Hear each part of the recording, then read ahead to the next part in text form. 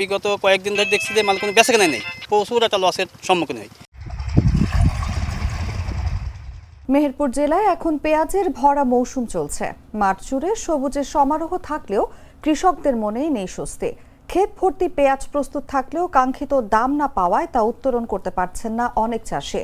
বাজারে দরপতন ও ক্রেতা সংকটের কারণে বড় ধরনের লোকসানের শঙ্কায় পড়েছেন তারা। কৃষি বিভাগ সূত্র বলছে, চলতি মৌসুমে জেলায় প্রায় ৫,২০০ হেক্টর জমিতে পেঁয়াজের আবাদ হয়েছে। উৎপাদন লক্ষ্যমাত্রা ধরা হয়েছে প্রায় ১ লাখ মেট্রিক টন।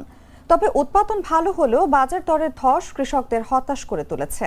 কৃষি বিপণন অধিদপ্তরের তথ্য অনুযায়ী প্রতি কেজি পেঁয়াজ উৎপাদনে কৃষকদের খরচ পড়ছে প্রায় ১৯ টাকা, অথচ বর্তমান বাজারে তারা বিক্রি করছেন ১৭ থেকে ১৮ টাকা দরে। ফলে প্রতি কেজিতেই লোকসান গুনতে হচ্ছে চাষিদের। কৃষকরা ক্ষোভ জানিয়ে বলছেন, পেঁয়াজ ওঠার মৌসুমে বিদেশ থেকে আমদানি বন্ধ রাখা উচিত, তা না হলে দেশের কৃষকেরা টিকে থাকতে পারবে না। অন্যদিকে ব্যবসায়ীরা বলছেন, ঢাকা ও চট্টগ্রামের পাইকারি বাজারে পেঁয়াজের সরবরাহ বেশি থাকায় দাম কমে গেছে, এতে তারাও চাপে আছেন। এদিকে কিছুদিন জমিতেই পেঁয়াজ সংরক্ষণ করার জন্য উত্তোলনের পর ১০ থেকে ১৫ দিন জমিতে সেচ না দেওয়ার পরামর্শ কৃষি সম্প্রসারণ অধিদপ্তরের।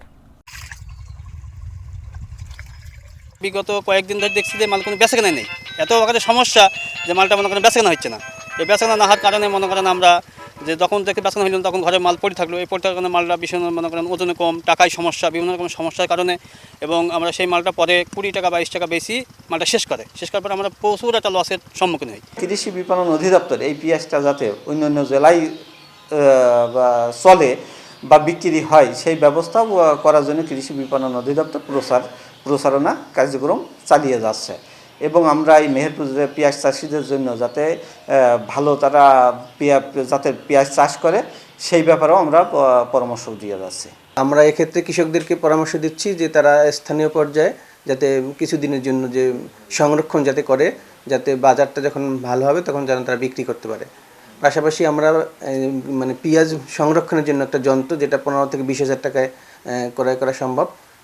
কৃষকরা যদি এই যন্ত্র ব্যবহার করে, যদি এই আপৎকালীন সময়টা পেঁয়াজটা কিছুদিনের জন্য সংরক্ষণ করে, তাহলে ভবিষ্যতে তার যে দাম সেটা সে যথেষ্ট পাবে বলে আমরা আশা করছি। ইউরোপ, এশিয়া, আমেরিকা যেখানে যাই, বিশ্বের ১৪৫টি দেশে আজ ফ্রুটো পাই।